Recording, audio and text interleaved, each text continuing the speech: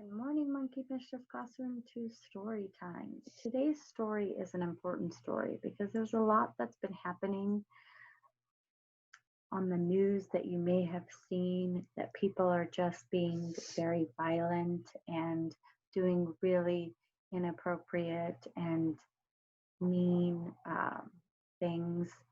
So I wanted to read you a story about Martin Luther King Jr. And we've talked about Martin Luther King Jr. a lot this year, back in January when it was his birthday.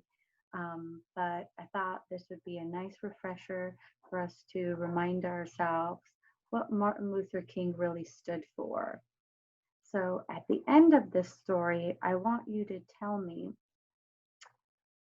what kind of a protest does he think is the most appropriate for your voices to be heard? Right? Good luck.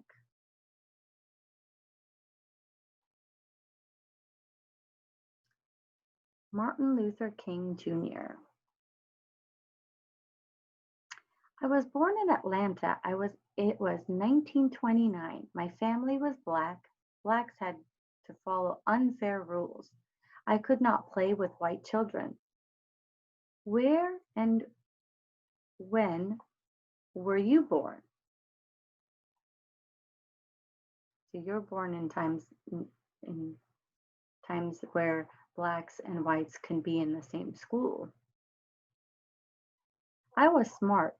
I was a good speaker. I went to college. I became a pastor. That's a real picture of Martin Luther King. I met Carlotta Scott. I married her. We had 4 children.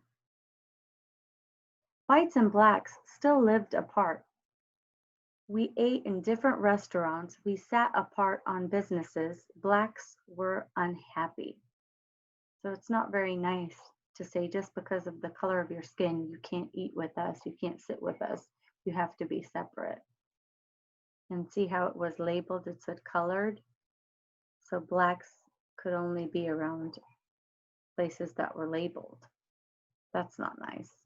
We should never label each other. I wanted to change things. I liked Gandhi's ideas. He taught people to be non-violent. Who inspires you?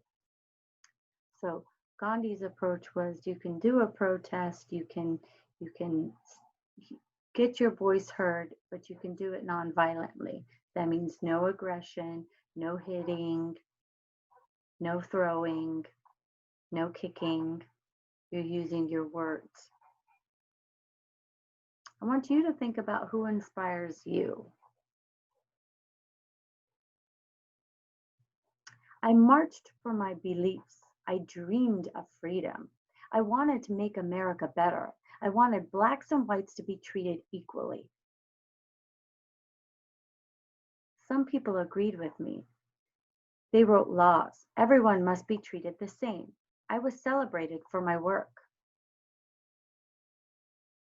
But my work was not done. I had more dreams. I wanted world peace. I wanted to help the poor. So although his voice was heard, he used that to follow more dreams, which is what you should do. Before I could finish my work, James Earl Ray killed me. I was an important man. I fought for equality and justice. What would you like to ask me? So think about what are some questions if Martin Luther King was here today, are some of the things we'd want him to answer for us? So here's where he was born, 1929, and then he died in 1968. Not a very long life. And we're now in 2020. So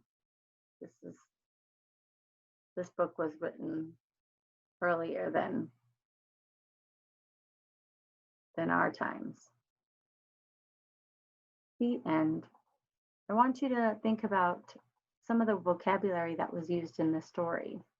Equality was one of them, and that's the right of everyone to be treated the same without special advantages. Gandhi an Indian leader who taught nonviolence. Justice is fair treatment. Nonviolent, peaceful when disagreeing. Pastor, person in charge of a church. So I want you to think about those. So it's really important, and we talked about this in the classroom, where fair and equal are two very separate words. Equal means everyone deserves the same education. Fair is providing students with different means to get that equal education. So some of you have devices, some of you use pencil grips and different tools to help you better your skills in reading, writing, and math. Those are fair ways of you to get an equal education like everybody else. Being in my class makes it a fair way for you to learn and get equal education with your peers. So I want you to think about what Martin Luther King stood for, and I want you to tell me what he wanted for Blacks and whites to do when they wanted their voices to be heard. Did he want to be violent protests, or did he want nonviolent protests? Can't wait to hear. Good luck.